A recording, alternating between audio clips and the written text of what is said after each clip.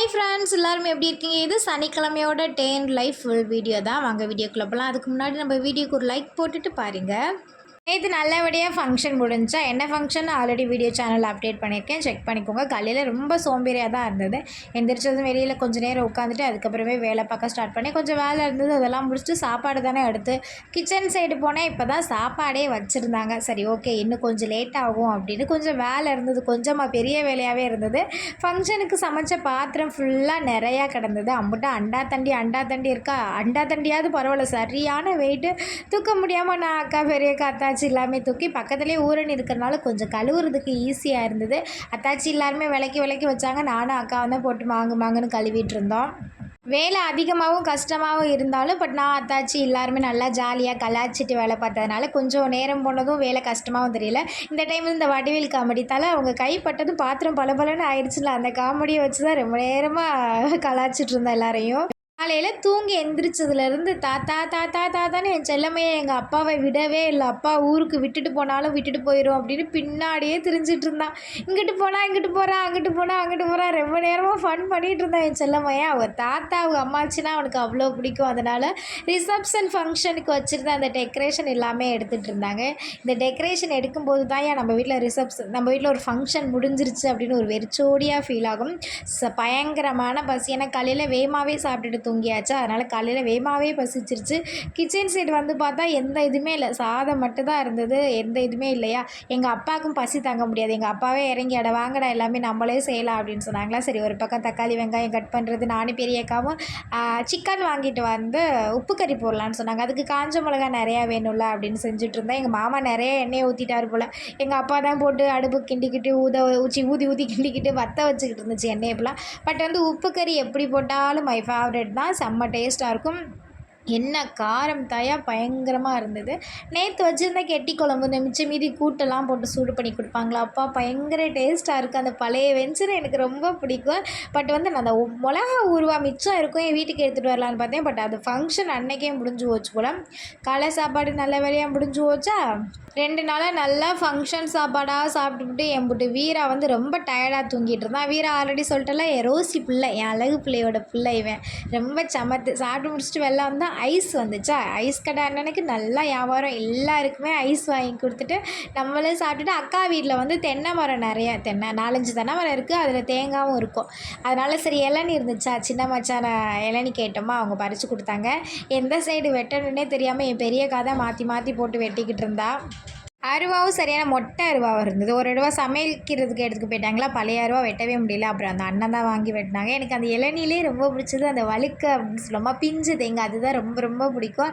நான் இளநீ செல்வா இளநீ வேணான்னு சொல்லிட்டேன். பட் அந்த தேங்காய் மட்டும் செல்வா கொடுத்துட்டு எங்கள் அக்கா இருக்காள் சின்ன பிள்ளைலேருந்து. சரி, நாங்கள்லாம் சாப்பிட்ற வர வெயிட் பண்ணிட்டு அவள் லாஸ்ட்டு சாப்பிடுவான். ஆனால் நான் என்ன பண்ணுவேன், கொடுக்குற ஸ்நாக்ஸ் அப்படிலாம் வேகமாக சாப்பிட்டுட்டு லாஸ்ட்டு அவகிட்ட வாங்கி சாப்பிட சண்டை ஓட்டுட்ருப்பேன். இன்றைக்கி அப்படி தான் இளநியை வாங்கி குடிச்சிட்டு பக்கத்தில் அத்தை வீட்டில் நார்த்தேங்காய் போகிறட்டே நார்த்தேங்கான்னு சொல்லிட்டு அது பேர் நார்த்தங்காவா, ஆமாம் நார்த்தங்காய் இருந்ததா. அதில் போய் பறிச்சிட்டு வந்தேன். ஒரு 4 நல்லா பெருசாக இருந்தது. அதனால் எனக்கு 4 போதும் அப்படின்னு நானும் பெரியக்காவை மட்டும் பறிச்சுட்டு மூட்டை கட்டியாச்சு. என்னென்ன வேணும், அதிரசம் முறுக்கு என்னென்ன வேணுமோ எல்லாத்தையும் ஒரு பெரிய பையில் மூட்டை கட்டிட்டு எங்கள் அம்மாவை போய் செல்வா போய் வண்டியில் இறக்கி வச்சு பஸ் ஸ்டாண்டில் இறக்கி விட்டுட்டு வரேன் அப்படின்னு என் சின்னம்மாவை கூட்டிகிட்டு போனேன். அதோட நான் எங்கள் அக்காவை நடக்க ஸ்டார்ட் பண்ணுறோம். எங்கள் அக்காவுக்கு நாங்கள் எல்லாரும் கிளம்பி மூஞ்சி விட்ருன்னு போயிடுச்சு. அதுக்கு இருக்கவே முடியாதா, ஆச்சு இங்கேயே இருக்க முடியுமா, நம்ம போய் பொழப்ப போய் பார்க்கணுமே. இந்த டைம் மேக்ஸிமம் நல்லா விவசாயம் வரும்னு தெரியுது. பட் ஒரு சில இடத்துல மழை தேவைப்படுது. என்ன பண்ண போதோ வானம் தெரியலை. ஊருக்கு போகும்போதே ஓரிக்கோட்டை சர்ச்சுக்கு போயிட்டு போகலான்னு தான் கேட்டான். வரும்போது போகலாம் அப்படின்னு சொன்னால். பட் நான் எப்போ இந்த கோயிலுக்கு நல்ல நேரம், எனக்கு நேரம் வரப்போதேனே தெரியல. இப்போ போகலாம் அப்போ போகலாம் அப்படின்னு எனக்கு தள்ளிகிட்டே போகுது. பட் ஒரு நாள் இங்கே போய் சாமி கும்பிட்டுட்டே ஆகணும். கரெக்டாக நாங்கள் வீட்டுக்கு வந்தால் பட்டு பைவில் தான் பாஞ்சிட்டு வருவான்னு பார்த்தா பட்டு லவர் வீட்டுக்குள்ளேருந்து வருது. குட்டி போட்டிருக்கா. குட்டிலாம் பால் குடிக்கிறனால ஆள் ஒரு மாதிரி மெலிஞ்சு போச்சு. அதுக்கப்புறம் தான் பட்டு வந்தாங்க. நல்லா நோட் பண்ணுங்களே, பட்டு வந்ததுமே ஆளுக்கு ஒரு முத்தத்தை கொடுத்துட்டு தான் நம்மக்கிட்டே பார்க்க வராங்க. சரியான ஆள் இந்த முகரை கட்ட. அதுக்கப்புறம் வீட்டுக்கு செம்ம டயர்டாக இருந்தது. பைக்லேயே சுற்றி எடுத்துருக்கிற மாதிரி இருக்கா. வந்தது லைட்டாக ஃப்ரெஷ் ஆகிட்டு அத்தை மாடியில் மிளகா மல்லி எல்லாமே காய போட்டுட்ருக்கேன்னு சொன்னாங்க. இப்போ நான் ஊருக்கு வந்தால் மாடிக்கே எவ்வளோ போக மாட்டேன். போய் மாடியில் இருந்து தான் முட்டையை அள்ளிட்டு அப்படி முடிஞ்சு போச்சு. போன டைம் அரைச்சது முக்கால்வாசி எனக்கு கொடுத்துட்டு கால்வாசி தான் வச்சுக்கிட்டாங்க. அதனால் அத்தைக்கு வேகமாகவே மிளகாப்பொடி முடிஞ்சிடும். அது மட்டும் இல்லாமல் எங்கள் அத்தை மிளகாப்பொடி முடிய போதுன்னே அரைக்க மாட்டாங்க. முடிஞ்சதுக்கு அப்புறம் தான் அரைப்பாங்க.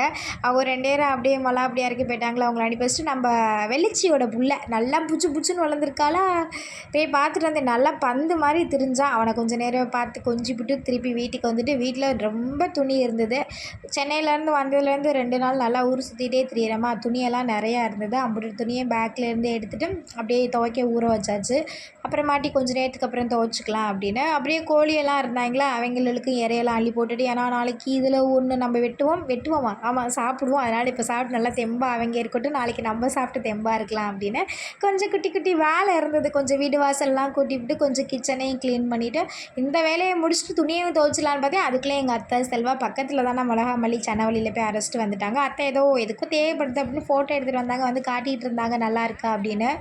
வரும்போதே பால் வாங்கிட்டு தான் வந்தாங்க. வந்ததும் பாலை ஊற்றி சிம்மில் போட்டுட்டு இந்த கேக்கு வாங்கிட்டு வந்தேன் சென்னையிலேருந்து. செம்ம டேஸ்ட்டாக இருக்குது. ப்ளம் கேக் அந்த இது மாதிரி பேர் தெரியல, பட் வந்து நல்லா டேஸ்ட்டாக இருக்குது. நெக்ஸ்ட் டைம் தாம்பரத்தில் தான் வாங்கினேன், அடுத்து போய் வாங்கணும். இந்த பட்டு பயவில் இருக்கானே, நான் சாப்பிடும்போது என்கிட்ட வாரேன்னு என்ன தான் அடி வாங்க வைக்கிறேன். அவன் நல்லா தின்னுட்டு தான் போயிடுறேன். சரியான சேட்டை பிடிச்சவனா இருக்கேன். அவன் டீ போட்டு குடிச்சிட்டு ஏன்டா துணியை ஊற வச்சோம் அப்படின்னு யோசிக்க வச்சுட்டு, ஏன்னா அப்போவே துவைக்கலான்னு பார்த்தேன். செல்வா மற்ற வந்தோம் அப்படியே உட்காந்துட்டோமா, துணி நான் அது சாயம் வேறு பிடிக்குமே அப்படி சொல்லிட்டு பயங்கரமான கொசுக்கில் தான் ஊற வச்சுருந்தேன். அத்தைக்கிட்ட கேரட்டெல்லாம் எடுத்து கொடுத்துட்டு தான் போயிருந்தேன், கட் பண்ணி வைங்க அப்படின்னு. அத்தை கேரட்டு அதுக்கு வேண்டிய தக்காளி வெங்காயம்லாம் கட் பண்ணி வச்சுருந்தாங்க.